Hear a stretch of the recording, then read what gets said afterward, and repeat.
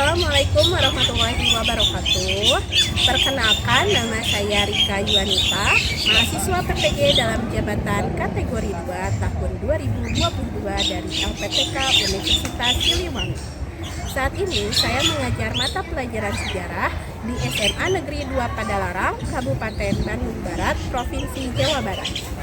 Pada kesempatan kali ini, saya akan melaksanakan PPL kedua dengan materi dampak kolonialisme dan imperialisme bangsa Belanda di Indonesia dengan menggunakan model pembelajaran yaitu problem based learning dan metode guide discovery.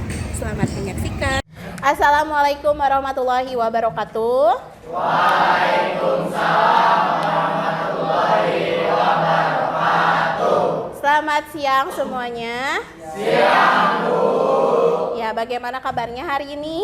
Alhamdulillah luar biasa. Allahu Akbar. Yes. Alhamdulillah ya. Untuk memulai pembelajaran hari ini, mari kita baca doa dulu dipimpin oleh KM-nya siapa? Wildan ya. Ya, Wildan, kita baca doa bersama-sama. Mari kita sebelum memulai belajar, alangkah baiknya kita berdoa terlebih dahulu. Berdoa di dalam hati, mulai.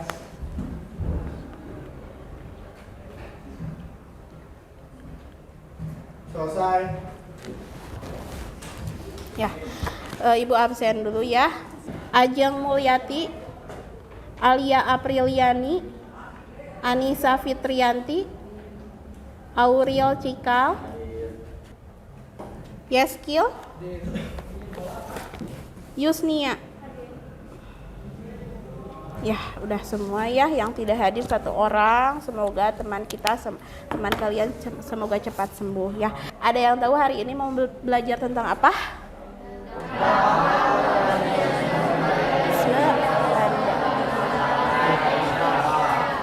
Nah, hari ini kita akan mempelajari dampak kolonialisme dan imperialisme bangsa Belanda di Indonesia ya.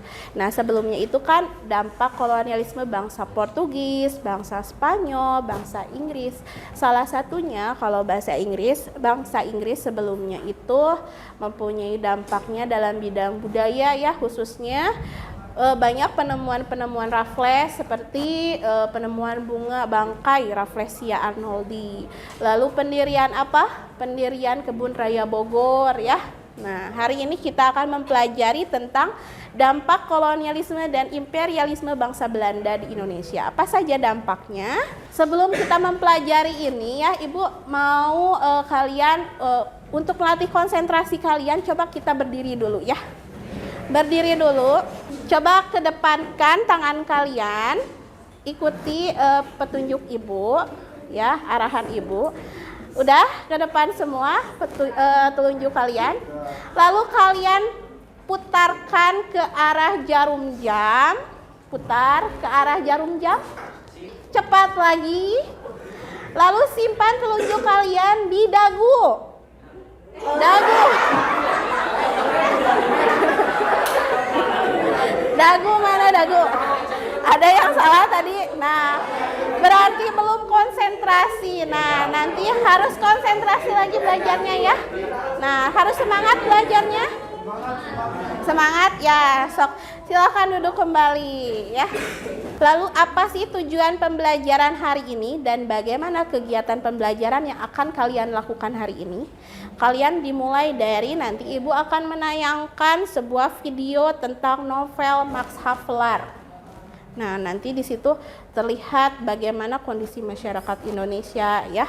Lalu setelah itu kalian menganalisis dengan cara diskusi kelompok mengenai dampak kolonialisme dan imperialisme bangsa Belanda di Indonesia dari segi politik, ekonomi, sosial, dan budaya.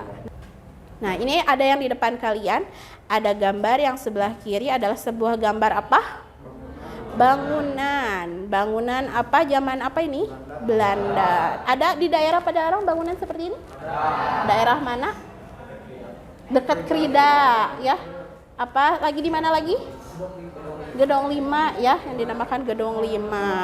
Nah, terus sebelah kanan kalian ini ada sebuah infografis mengenai penderitaan Indonesia di masa penjajahan Belanda. Nah, kalau kalian lihat ini adalah dampak kolonialisme dan imperialisme Belanda di Indonesia.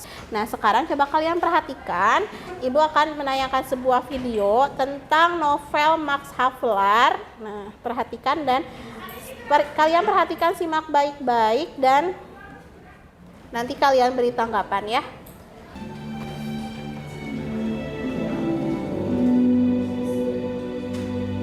Buku Max Havelaar ditulis Edward Louis Steger. Nah, apa yang kalian bisa berikan pendapat tentang novel Max Havelaar? Jadi novel Max Havelaar itu tuh kayak ngebuka pandangan pihak lain tentang kekejaman Belanda ke Indonesia. Rakyat Indonesia ya. Jadi membuka dampak negatifnya ya. Jadi memperlihatkan dampak negatif ke pihak lain gitu. Pihak lain. Biasanya kan kalau novel itu sastra ya. Tapi bisa dihubungkan antara sastra dengan kehidupan sehari-hari atau kehidupan sejarah ya. Dari dampak positif dan negatif ini, kalian harus mampu menjabarkan atau menganalisis itu yang bangunan tersebut itu merupakan dampak dari apa, dalam bidang apa, apakah dalam bidang sosial, dalam bidang politik, dalam bidang ekonomi, atau dalam bidang budaya. Nah, di sini kalian harus mampu menganalisisnya gitu. Ya, setelah menganalisis lalu kalian mempresentasikan gitu. Nah, ini Ibu sudah membagi kelompok ya kepada 8 kelompok. Satu kelompoknya terdiri dari 4 sampai 5 orang. Nah, ini kelompok 1 ya. Anggotanya sudah duduk per kelompok ya? Nah, membahas tentang dampak dalam bidang politik. Nah, kelompok 2 juga sama, membahas dalam bidang politik. Kelompok 3 membahas dalam bidang sosial. Di sini Ibu ada sebuah LKPD. Apa itu LKPD? LKPD itu adalah sebuah lembar kerja peserta didik. Kelompok 1, kelompok 2, kelompok 3, kelompok 4, dan kelompok 8 tentang ekonomi. Nah, ya Ibu berikan penjelasan dulu ya tentang LKPD-nya. Di sini di depan, di halaman ke depan, ini ada pembahasan kelompok. Jadi kalian itu pembahasannya tentang apa? Ya tadi ya. Di sini di halaman kedua ada kegiatan belajarnya. Di sini ada soal yang harus kalian jawab. Ya, silahkan mengerjakan. Nah, gimana? Ini disingkat-singkat jawabannya kan di sini panjang. Iya. Intinya aja kali ya. Iya. Kalau musik masuknya bisa di kan? Ya, udah paham ya? Ya. Sok dibagi-bagi tugasnya ya.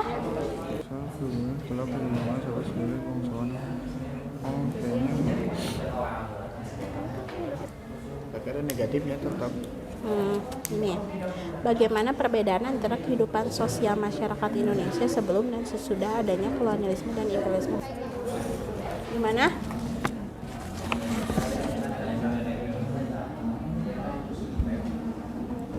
Ya ini terus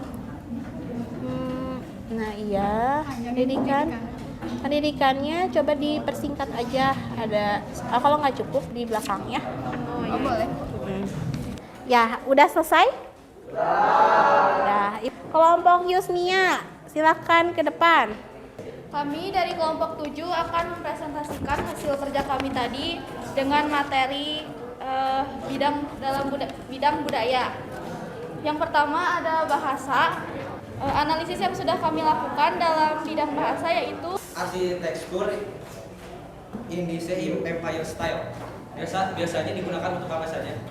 arsitektur Indonesia Empire Style digunakan untuk bangunan pemerintahan. Kami dari kelompok 5 akan mempresentasikan tentang dampak kolonialisme dan imperialisme dalam bidang Apa tujuan dibangunnya Jalan Pos Anyar Panarukan? Tujuan dibentuknya Jalan Pos Anyar Panarukan. Dengan pembangunan jalan itu, maka akan mengurangi pengeluaran pemerintah. Kami dari kelompok 2 akan mempresentasikan hasil analisis kami tentang dampak dalam bidang politik. Para bupati dijadikan pegawai negeri dan digaji. Padahal menurut adat istiadat, kedudukan bupati adalah turun-temurun. Apa nama politik yang diterapkan pada pada masa pemerintahan Hindia Belanda? Namanya yaitu politik etis atau politik balas budi. Kami dari kelompok 3 akan mempresentasikan hasil analisis tentang bagaimana perbedaan antara kehidupan sosial masyarakat Indonesia sebelum dan sesudah adanya kolonialisme dan imperialisme Belanda di Indonesia. Apa latar belakang dibentuknya pembagian status sosial pada kehidupan sosial zaman Belanda? Latar belakangnya terjadi pada masa kolonial Belanda. Pembagian status sosial masyarakat diatur menurut Hukum Ketatanegaraan tahun 1927. Kami dari kelompok 1 akan mempresentasikan dampak dalam bidang politik. Memecah belah atau divide et impera disertai dengan tipu muslihat, Belanda semakin kuat karena intervensi yang intensif dalam masalah-masalah istana. Apa dampak positif Dalam bidang politik? Dampak perlakuan politik etis bagi bangsa Indonesia antara lain dampak positif pelaksanaan politik etis bagi Indonesia, yakni munculnya kalangan terdidik dari rakyat Indonesia. Tadi presentasi udah semua kan ya? Udah semua. Nah, sekarang coba kalian menjawab soal ya di Google Form yang sudah Ibu share mengenai penilaian diri ya berdasarkan kalian sendiri ya. Silahkan kalian isi. Kita lanjut ke penilaian selanjutnya, yaitu tentang penilaian pengetahuan kalian setelah kalian mempelajari materi hari ini mengenai dampak kolonialisme dan imperialisme Belanda di Indonesia ya. Sudah siap? Sudah. Ya, kita mulai. Bismillahirrohmanirrohim.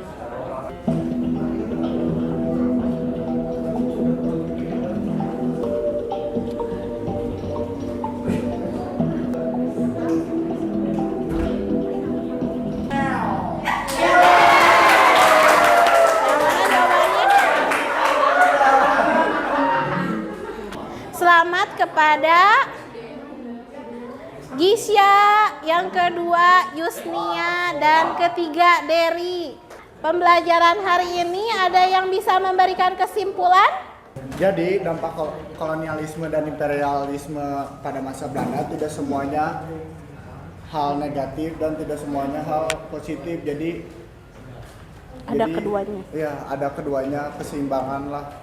Itu mungkin kesimpulan dan refleksi yang bisa kita ambil dari pembelajaran hari ini ya. Tepuk tangan untuk kita semua, untuk sudah. Nah, jadi kesimpulannya ya, kita harus menjaga ya. Kita sudah ada ya, misalkan tadi kata Wildan, dampak positifnya seperti bangunan-bangunan ya, terus infrastruktur. Nah, kita harus manusia yang hidup di zaman sekarang, masyarakat yang hidup di zaman sekarang, yaitu apa?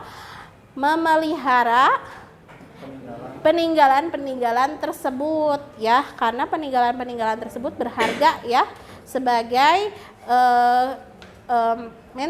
artifak dari kebudayaan masyarakat Indonesia pada masa zaman kolonial gitu ya.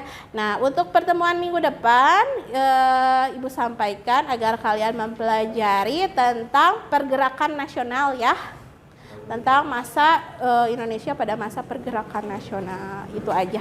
Kita baca doa bersama-sama dulu ya. Wildan, semoga pembelajaran hari ini membawa berkah buat kita semua. Ya, Wildan, baca doa. Mari kita doa di akhir majelis.